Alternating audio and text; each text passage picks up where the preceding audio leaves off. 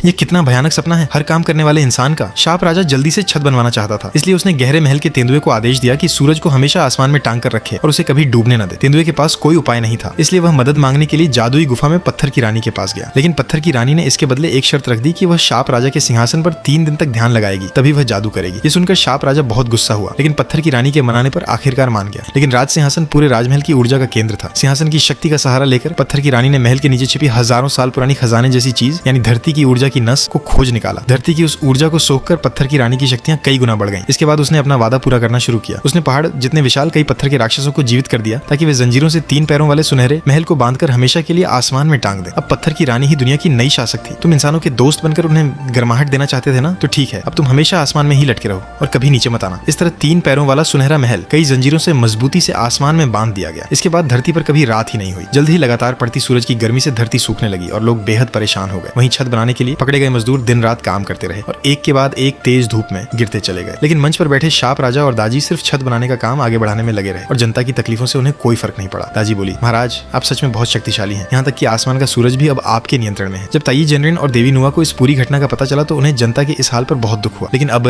धरती की ऊर्जा की नस पत्थर की रानी के हाथ में थी। जरा सी गलती होने पर जनता भी मुसीबत में पड़ सकती थी, इसलिए देवी नुआ भी सीधे हस्तक्षेप करने की हिम्मत नहीं कर रही थी। इसलिए उन्होंने नेजा को बुलाया। उन्होंने कहा, महाराज तुम्हारे राज्य के पास एक घास का मैदान है जहाँ एक विशालकाय जाति रहती है। वे स्वभाव से बहुत नेक, बहादुर और बेहद ताकतवर है। तुम उनके मुखिया क्वाफू को ढूंढो, वह तुम्हारी मदद करेगा। क्वाफू कौन है?